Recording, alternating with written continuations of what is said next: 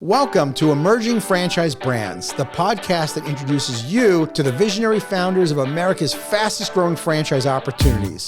We'll also hear from industry pros as they share insights on what it really takes to achieve the elusive milestone of 100 plus locations.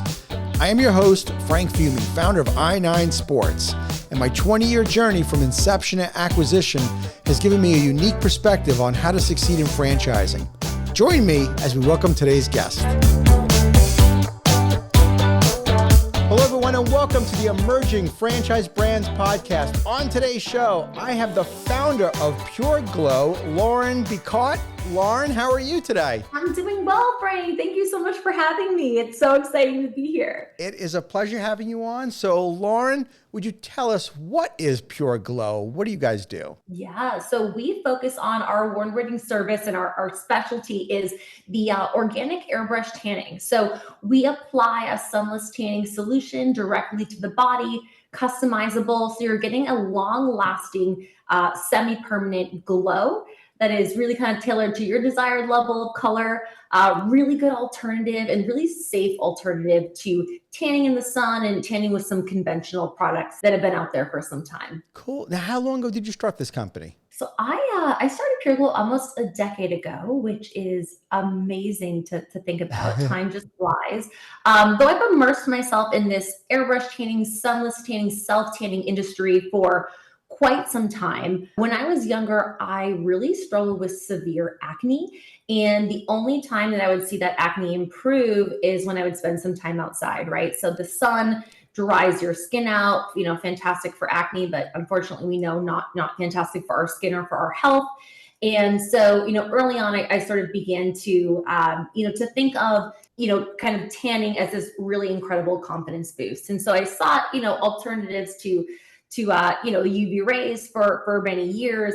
And then as time went on, and the underlying technology to what really has created this innovation, this boom in sunless tanning had kind of come to light. It really changed everything for me. And I began to look at getting into this industry in a professional manner. Nice. So you had been doing it for about 10 years. You have soon to be 3 company-owned locations, all in the greater Boston area. What led you to think about franchising your company? So I'm going to be entirely honest with you, Frank. I built Pure Glow to scale. So, I know that, I'll hear from incredible, inspirational leaders of many kinds. And oftentimes they'll say, I never imagined this would take off or this would be so big. For me, I'm really, I've always been very passionate about health and wellness. I've always been very interested and passionate about, growing a brand, creating a brand, and doing something that really helps people and then makes people feel good. Mm-hmm. And so it really, as soon as I kind of was turned on and realized that, hey, there's a tremendous opportunity here, I really evaluated this opportunity from every angle and decided to build something from the very beginning that would be scalable. And that's been a big part of, sort of what led us to franchising and made things a really sort of natural transition. But, sort of part of what drives me and what really excites me is being able to reproduce and perfect and be able to offer this in multiple locations. That's awesome. Lauren, it's very refreshing in this day and age in franchising where you see, I call it this new golden age of franchising, where it's all about speed of how many franchises people can sell. And it's not necessarily the right way to do it. I love that you've taken your time, that you have 3, soon to be now 3 company-owned locations to get the systems and processes, having it done right, because once we bring our franchise owners on, they're our partners for a very, very long time. It is a marriage, and we want to make sure that we set them up to succeed. And it's not about how many franchises we can sell out of the gate. I commend you so much for that. Yeah, and it's funny because as I built a team, really even kind of going back a little bit, I was self-funded up until just last year. So, we'd had clients for so many years, like, why don't you open in New York? Why don't you open in California? Why don't you open everywhere? And really that demand, we've had people for years asking, is Pure Glow a franchise? And then until we became one, it always sort of made me laugh as, that's something that I'm considering in the future. But one of the reasons I was so hesitant to bring on institutional capital was to have that pressure and to be forced to grow at this unsustainable pace that really didn't align with me in terms of how do we really structure this to be lasting and make sure that we really have the support structure. And so when I was introduced to and began to get to know our lead investor, Mary Platt Klein Pacino, she very much, understood how much is really required behind the scenes. She was willing to get involved and allow us to grow slow and learn. And so, that's been a tremendous opportunity. And, and the team that I have recruited that surrounds me is, has tremendous franchise experience. But also, I think one thing that really unites us is exactly what you said, and this desire to really, create this incredible structure behind the scenes so that we can support. Maybe it will take us a year and a half, 2 years, but then we'll be able to really kind of turn the switch on. So, we kind of talk about it internally, going slow so that we can go fast. Absolutely. So to bring the audience up to speed, you have 10 franchises that are now committed to open. And, Lauren, I think about our audience of fellow founders that are emerging and, they're growing their brands. And if you don't mind being so transparent in sharing with the audience what your thoughts were about bringing on an investor. So you mentioned that you bootstrapped it at first, but then you brought somebody on. So let's kind of circle back to that. I want to hear what went through your mind when you were bootstrapping it and deciding what made you decide to bring somebody on, and where did you find this person, and what's the role now that they play? Yeah, great questions. So I think, the decision to bring on outside capital, there's so much there's so many personal questions to ask yourself, but I think a lot of it is, what is really the end goal? What are you trying to accomplish? And then based on that question, how do you plan to get there? And based on that answer, really what sort of capital, what amount of capital is required, and, what are sort of the expectations around that? What are you willing to give up? What are you, and then I think from there, asking yourself a lot of questions like, what is my ability to create a team? What is my ability to attract experienced, successful franchise, executives that, are really going to allow us to do what we need to do. So a huge part of seeking investment last year was to be able to attract some top talent who has, not only done it before, but has done it incredibly successfully, has the playbook, has a strong network, but also has a really strong understanding of, the right way to do things. And again, that, short-term success is really not the way to go. So truly, I think that it really starts with, it's quite a personal question. And then from there, there are a number of ways to raise capital. It doesn't necessarily have to be, institutional money. It can be, it can be friends and family. It can be angels. It can be, potentially a loan. And, there are a variety of different ways of structuring things. But I think that really kind of sitting down and being honest with yourself about, sort of what steps would need to be taken, how exactly would you spend that cash? And I think part of that question too is franchising is a very different world, right, Frank, than, Right. Just sort of starting something on your own, right? It has its own set of rules and, regulations and arrangements, and franchising is much more costly to get into and set up and structure correctly than something like licensing, right? So I think that really being very clear on, what do you want to do? Is franchising kind of the best fit for you? And then sort of beginning that exercise with, what will it take to kind of get us to the next step, or a place where we might be able to be profitable, without having to raise further funds. Well, you realized obviously very quickly that you were really not in the tanning industry, but you were really in the franchise industry, right? By wanting to bring on the right people, because like you said, franchising is totally different. And you really want to surround yourself with folks that have been there, done that before.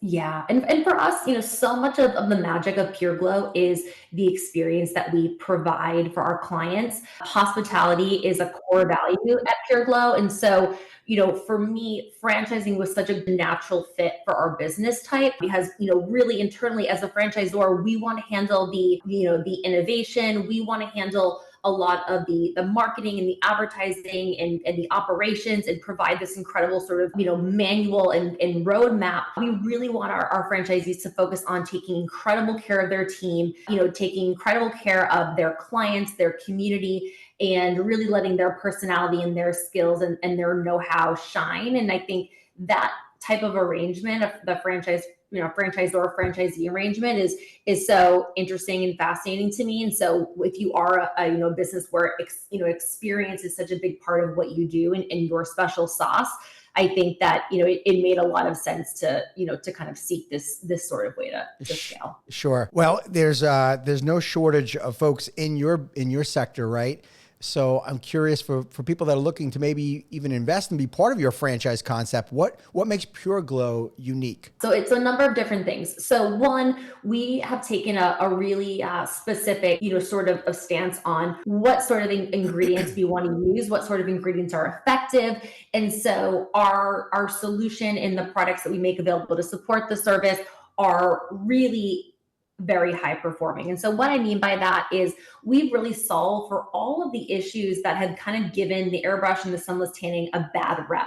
And so those are things like unpleasant scents, unpleasant or unnatural looking results, streaks and unnatural fading. So we've, things sort of going away in 2 or 3 days and feeling like your service is already gone. So we've really changed, that whole sort of how people experience the industry. There's also been a lot of hassle around getting this service, maintaining the service. Really I set out to remove that hassle, remove the barriers to entry. And so what we're seeing today is when you have a superior product, a superior experience, and you're educating people on how you sort of interact and how you incorporate this as a regular part of your self-care, we've seen, the industry explode. We have grown incredible amounts since day one. We were profitable as a company very early on. And so I think that's really the foundation. When you look a little bit more behind the curtain and you kind of put your business hat on, we have some really tremendous advantages. One of which is we don't need a lot of employees to see a high volume of clients. So we see 3 clients an hour. It's a 20-minute service. We've really made a point of really sort of value engineering and being very intentional about our initial investment. So, when we compare Pure Glow to a lot of other beauty and wellness concepts like beauty, fitness, wellness, etc., we are about 1/3 of the cost, our initial investment to get started, than a lot of our competitors. So that's a pretty major advantage that is really resonating with people. Another thing that's been a pretty big deal as well is that we are not overseen by the health board like a lot of other beauty, beauty, hair, skin, etc. sort of concepts are. So we do not have the same sort of regulations and licenses that are required. So we are able to recruit from a very large pool of people, and that has been unbelievable. We have a lot of part-time employees who have an incredible full-time job, and this is, Pure Glow is their fun job. They get to socialize, they get to talk about beauty, they get to make people feel great. And it is just like, absolutely, they always just call it like their fun job. It's just like this bonus time. And so, we have that. And then we have, sort of, the other side of the spectrum where, people who need flexibility, they can come and work for us 8 hours a week or something and, contribute so much to what we're doing. And so it gives us a lot of flexibility when independent small businesses know that, recruiting and retaining great people is a challenge. Another thing that's super important just to note that is really, really unique is compared to all of your similar beauty concepts, so your waxing, your hair, your blowouts, etc., the earning potential of an individual, a staff member at Pure Glow, is much higher than the average of anyone else. And that's a combination of how many clients we're seeing an hour, the average tip be based on the cost of our service, really that combination of a pretty healthy base pay as well as your gratuity. So our employees are making about $40 an hour on just in gratuity alone, Wow. which has allowed for our retention to be superb. And so, again, we have this, sort of whole, a number of different things that are really working together. Similarly, we've really made a point of focusing on on one thing. Airbrush tanning is something that, different, beauty concepts and salons have dabbled with. And typically, when you think of, getting this service, whether it's a spray tan, which is typically we refer to as an automated booth tan, or it's an airbrush tan, which is something that we deliver by hand. It's a lot more customizable. People think of the service being performed in the back room of some salon, and it's very ancillary, and there's not a lot of focus. And so we're really, we're really taking sort of this service out of the back room. And then, as from an operational standpoint, there's so much synergy and efficiency to be had when you focus on one thing. Absolutely. From training, from inventory, from cost control, the whole thing. And so we found that to be a really winning recipe for Pure Glow. Nice. Lauren, what's the typical size? What's the footprint of a typical Pure Glow? Yeah, so 800 square feet. Oh, wow. To 1,000. So our Back Bay location currently that we've been in for almost a decade, and we signed another 10-year lease, is just about plus or minus 500 square feet.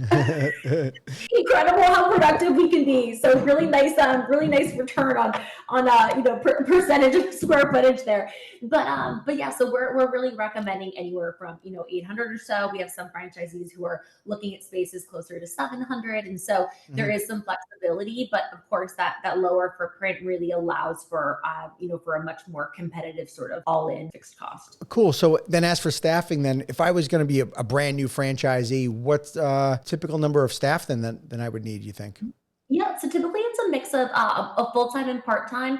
What we are doing is we are requiring that one owner, so at least a 50% owner, is going to operate and manage for the first year. Okay. So including sort of that owner, we're typically recommending about 7 to 9 people, including the owner, to open a location. So this is not a concept that if I just wanted to buy, 5 units from you off the, out of the gate as a multi-unit and just put people in place, I would not be able to do. You want to have the owners have some involvement. We do feel strongly this is not sort of like, set it and forget it. This is not, strictly sort of, I don't know why the term isn't coming to me right now, but where you can kind of be entirely hands off, and it's almost investment. Like a manager. It's not a manager operated opportunity. Yes. Yep. And exactly. And so we want, we do feel that it's incredibly important, to provide the top notch service that we expect, and that is the standard at Pure Glow, to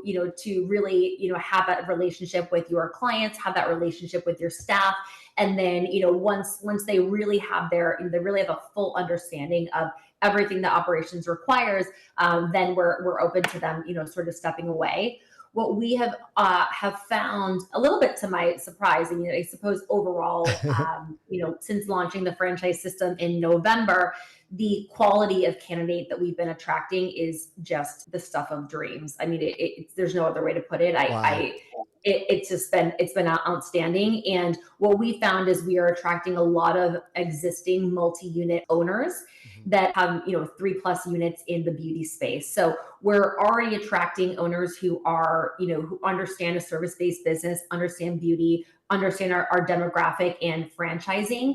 And so we are still certainly asking them that around 1 year requirement. But I think that we're going to find that a lot of our franchisees might not need as much time. But of course, it's really just going to depend on how quickly someone can sort of wrap their head around how to make sure that everyone is really things are being really well managed. That's fair enough. So who is your ideal franchise owner, if you were going to sort of share with me what the traits are to be successful? Sure. So I think in a large part it's really someone who values who really sort of appreciates and understands what we kind of call the service profit chain. So really important to create a remarkable experience. Really important to take great care of your staff, making sure that they're really supported from a training standpoint, from an engagement standpoint, from a development standpoint. And the more that you're able to support and set them up for success and morale is high, that really is just going to transition beautifully and naturally to your clientele. They're going to have a great experience, that they're going to feel that hospitality. The team is really making them feel welcome, those connections. And then from there, really, the profits just come. So someone who really sorts of, understands and feels the importance and the value of taking great care of your team, I think is a really big thing for us. We're definitely looking for someone who has experience in, sort of working directly with, or excuse me, let's scratch that. Yeah, that sure. You got isn't that. really going. Got it. And then I think, probably the other, thing that we're finding that is pretty common in a lot of the people that we're attracting is, those in which, who really are passionate about helping people feel confident in their own skin, helping people find a great alternative to, exposing themselves to the sun and things like that, because really we're all about encouraging, better and healthier habits, and so I think that, someone who really feels a lot of fulfillment to, bringing this to their community, understands the power of how, some small aesthetic changes can really enhance the way that you look, but also create this unbelievable amount of confidence. And so, really, I think that, really feeling, connecting strongly with that is a why, and something that feels really fulfilling to them is definitely a big part of, who we're aiming to attract as well. Sure. And I would imagine that you really try to translate that during training, right? Where you really want to get people to buy into the culture or really what you're about. Training is definitely a part of it too, but I think that we currently, when we're being approached by different candidates, we're taking them through a pretty comprehensive due diligence process. Mm-hmm. And from there, we're being, very, very clear about, sort of what are our core values, what are our standards, what do we believe are big drivers in making these units successful. And so I think that we're really aiming to really drive that home. And so we're learning a lot about, sort of what resonates with people and what doesn't. And so we learn a lot about our candidates and hopefully them about us and our team, before we even get to a place where an agreement is signed and training is on. Right. No, absolutely right. No, it does start in the sales process. What's maybe a big misconception that you deal with when candidates call and are interested in learning more? What's maybe something that's most common? Sure. So I think that, there are similar concepts out there who are advertising a little bit more of a set it and forget it model with airbrush tanning. And so while yes, our operations are incredibly simplified, and that's a huge opportunity, especially when you compare us to, some of these other, very successful, concepts, but that just have so much more complexity or sophistication for a lot of reasons. At the same time, we are a customer facing business. And so we truly believe internally that, that success is not really just train your team. And then, that's sort of it.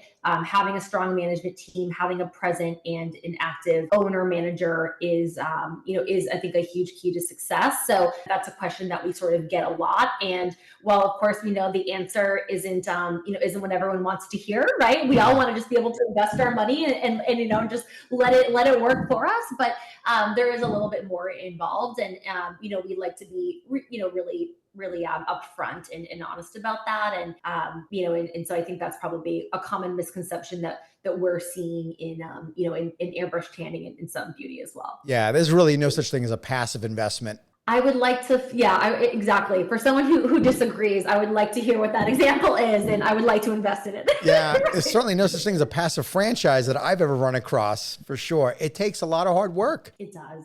It does. And, but with the right franchisee or right franchisor, excuse me, there can be a tremendous amount of support, and it really can be a partnership. And, and then of course we've heard, lots of examples of, franchisors who are, kicking off way too early. They still don't have a lot of things figured out. They don't have a lot of operating experience like we have. And, and then they're trying to grow fast, and then, they have a whole new set of issues. So it, I can understand that, there's a lot to consider and a lot to learn about and evaluate if you're new to the franchising world and interested in investing. Yeah. Well, actually, that brings me back to something you said earlier about your company-owned location. So you mentioned before we got started that you were getting ready to open your third company-owned location. I'm curious on what your take is on your strategy go forward. Do you have intentions of opening additional company-owned locations and having a dual strategy, or is this it for you at 3? What are some of your thoughts on that, Lauren? Oh yeah, I have very strong thoughts on that. Good. All So right. I love that you asked. We are not interested in opening more company-owned locations. I understand the strategy, and I think there are a lot of different ways to do it. For me, I think that I've always sort of tried to grow this business from a place of entrepreneurship, ownership, franchising is not easy, right? So how do we be as focused and really position ourselves to be as successful as possible? Let's not add, complexity and a million different revenue streams from the get-go. So I feel pretty strongly that we will be successful by pouring all of our resources and know-how into supporting our franchisees, and as a result our organization as a whole.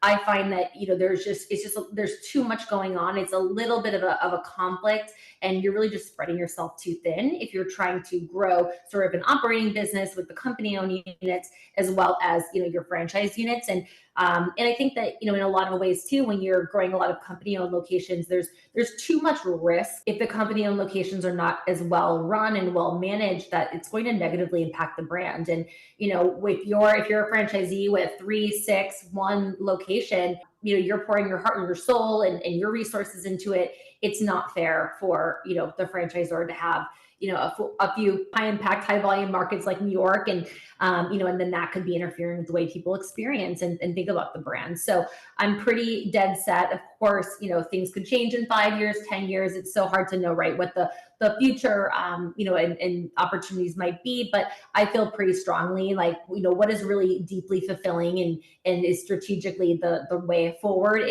is really stopping here. A couple of our existing units are just a little bit older models, and again, we've been operating for quite some time. So a big part of opening a third location is we did want a little bit more space so that we can hold our training and things like that, and really be able to have a flagship in a place to really be able to showcase what Pure Glow's going forward will look like and feel like, and things like that. Nice. Lauren, I agree with your strategy 100%. And I know there's a couple different schools of thought on that, on whether people think that they should have a dual strategy of company locations and franchise. I think it's great that you have a couple locations and you've decided, this is where we are. Yeah, I think things get really, really convoluted when you have too many company-owned locations. It's really, really hard. It's difficult to be successful in business, and to be successful running company-owned locations and to take your eye off that ball and then to have franchising going at the same time. I think you really need to decide to be one or the other.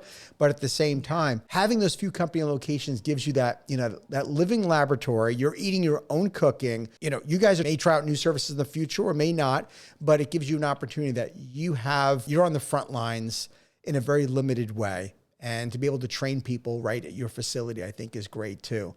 That's exactly it.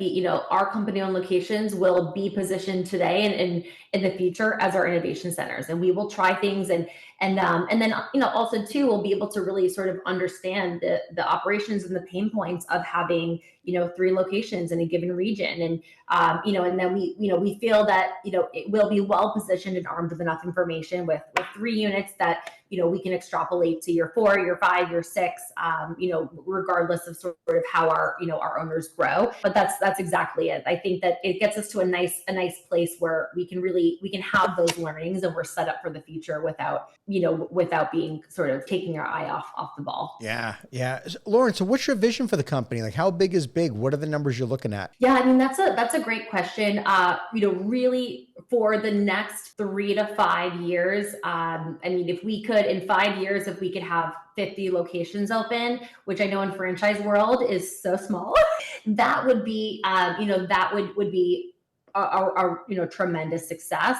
I think that, in much more the shorter term, our goal is we're being very selective about who we bring on initially, because our plan is we want to work really closely with these owners initially. We want to support them in ways that we will not be able to support, a huge amount of people from the very beginning, but we want to learn what we don't know. We want to, be able to anticipate sort of needs.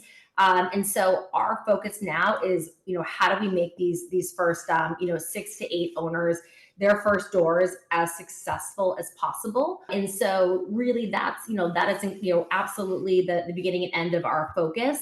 And then from there, we're going to sort of learn, all right, what are we looking for in our next wave of people and things like that. So it feels like a tremendous luxury to be more selective right now, but again, it's very intentional. And so we want to make sure that, we are able to support and really, support and assist in the success of these openings and their first, 6 to 12 months in business. And, what we envision is that the success will be swift. The kind of proving the concept in other regions will come quite quickly. And then from there, 6 months after open, a lot of these owners will be looking for their second space and things like that. So again, it's really more putting one foot in front of the other. I don't believe in there being a lot of value to living a lot too much in the future. And, fame is not something that entices me. I try to keep the ego in check, as does, my team. And, I think that if we can do things really well and, with opening, 6 to 8, then I'll feel pretty confident that we'll be able to improve those numbers without, sort of jeopardizing the experience and the support that our franchisees deserve.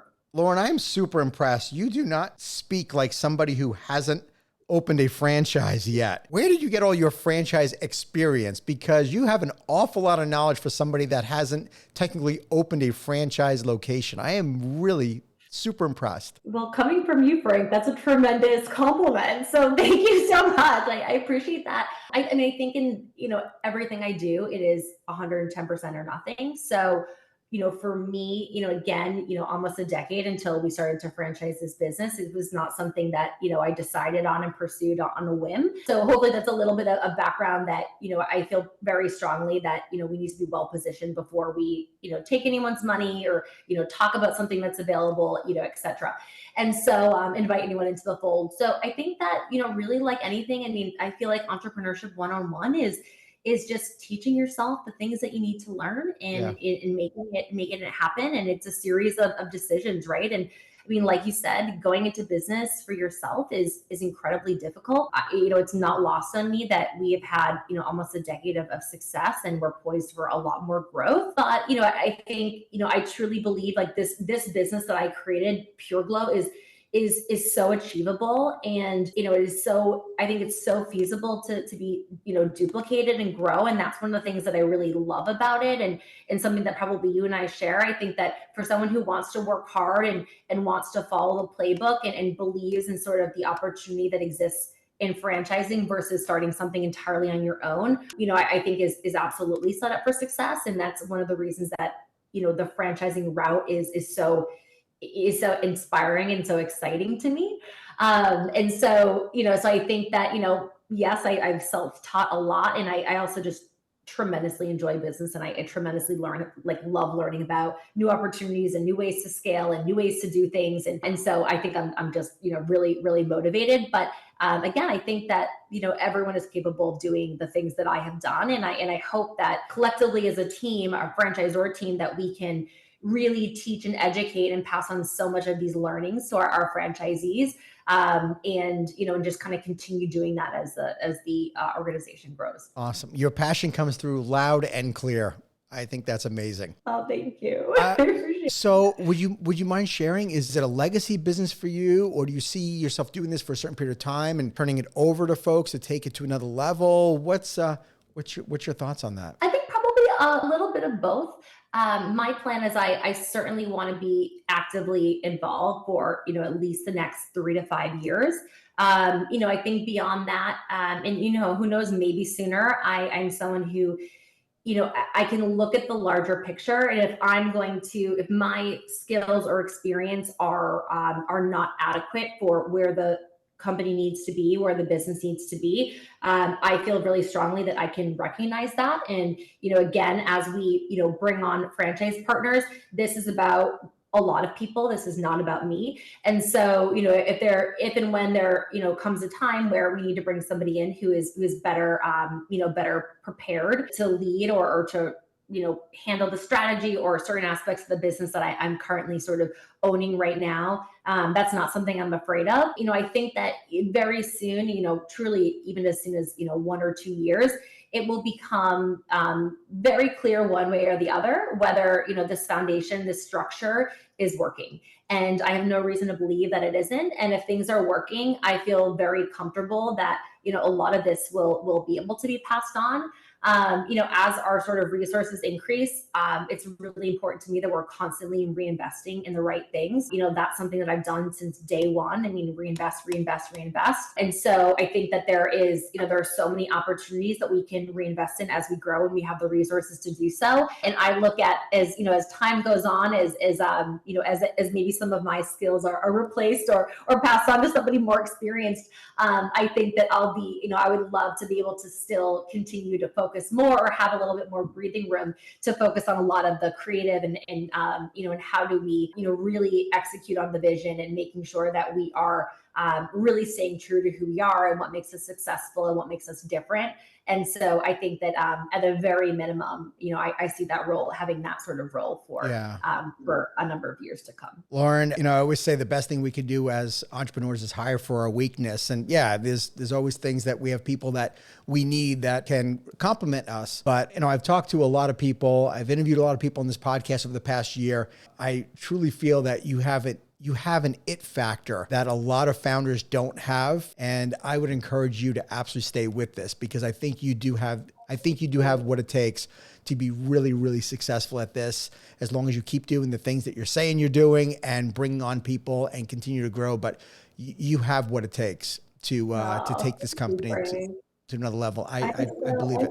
Yeah, you're welcome. That just made my day.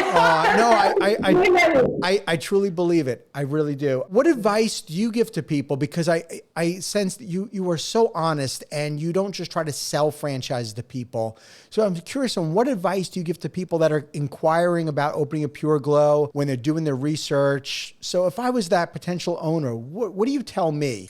I think having a good understanding for what are you really looking to get out of this investment, this next step in your career? What is really driving you? I think that that's probably one of the first things that we really want to uncover and get to the bottom of. And then, to some extent, do your skills, do your know-how, does that align with sort of the next step? And so I think it's really a combination of those two things. But I think that, there are so many different concepts out there. And of course, there are concepts that are at all different stages of growth and have, all different sort of, makeups of their leadership and support team, that can inform whether, it's the right thing for you. But I think that culture is another, thing to understand. Do you feel like what is important to you and your values are represented and come through and are really, authentic? And I think, really understanding, who is that executive team, who is that leadership team, because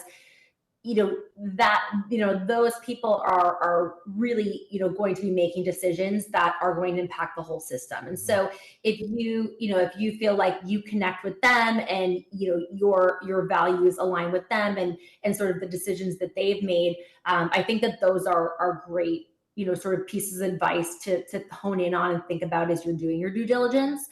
At the end of the day, I truly believe that so much of business is about people. And I think it says a lot about someone who you decide to lock arms with. I can tell you personally, I am blown away by our internal support team. I'm constantly learning from them. They have tremendous amount of experience in a lot of different things, but largely in this, incredible sort of franchise bucket. The three of us, and really now, four of us, we have so much in common, but it's so much about how we think and who we are. And I think a lot of like attracts like. And so I think at the very least, get some clarity around, what is it that you really want to accomplish? What will feel fulfilling? What will feel like you're checking the box and your time and your resources are being well spent? And then, really kind of get an understanding for what are your values, what are the values of that, in which is leading this company and spearheading its growth. And, does that seem like it's a fit? If it's a right fit, awesome. So Lauren, if someone was interested in learning more about the franchise, where would they go? Sure. So our website, so pureglow.com, and I believe it is /pages/franchises. So Okay. you'll see that franchise is right in our navigation bar. But we a lot of good information on that website to kind of initially help understand who we are, what we're doing, and how to reach out to us.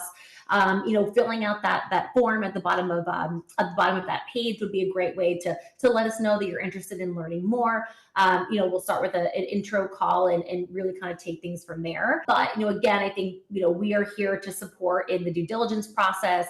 We're here to also just kind of support in other ways as well, because our head of franchise development has unbelievable experience and can really just sort of, kind of be a great intro call anyway, to just kind of see like, hey, this is where my head's at. This is what I'm thinking. But from there, you'll meet the whole team and, really get a nice sense of who we are and what we're doing. So that's really the best place to start. We also have a lot of different information about our early franchisees, our early kind of pioneers that are coming on board and building this with us. So, there's lots of great information on that franchise website and its blog to learn a little bit about, sort of who we are and who we're locking arms with today. Nice. Is there a certain region of the country you're just looking to expand right now in the Northeast, or are you looking nationwide? What's the expansion? We're looking nationwide. Yep. So we have some exciting announcements to come pretty soon, but coast to coast, north and south right now. And so, we're not, specifically honing in on a specific place. We're finding a lot of interest all over. And I do truly believe that we are going to find so much success outside of the major markets. We are planning to start in the major metros. Mm-hmm. I think that, right, the volume and, knowing our demographic, it's a great place to start. But, I truly believe there's so much opportunity in the smaller markets as well. But most likely we're going to be prioritizing and supporting, opening in larger markets within different states to start. Awesome. Well, that's how I did it. I opened nationwide right out of the gate, and I'll tell you what, it keeps things interesting for sure. Fortunately, our support team is spread out across the country currently as well. So it's the world we live in, right? Absolutely. Things have changed. Go big or go home, right? That has always been my motto. That's fantastic. You got to do things and take risks to learn and to make mistakes and learn. And you can't learn without getting started, taking that first step. Yeah. Well, the most important thing though is you have established yourself for over 10 years with now 3 locations. You guys know what you're doing. So I'm convinced your franchisees are not guinea pigs. You've got this. Thank you so much, Frank. Yeah, we're so excited. It's exciting to be here and actually sort of be open for business. Like I said, we're meeting incredible people and and that's really all what it's all about is fewer and better and growing this this organization with incredible people that will recruit incredible people and just grow the family and accomplish something that's much bigger than ourselves. Cool. All right. Well, I got one last question for you. So I always end the podcast with the franchise tip jar because the franchise community is so generous and you've learned a lot in franchising already. So if I was going to start out and franchise my company, what would be maybe a piece of advice that you would give me before I start franchising my company? Really simple piece of advice. And that would be to really understand the difference between franchising and licensing.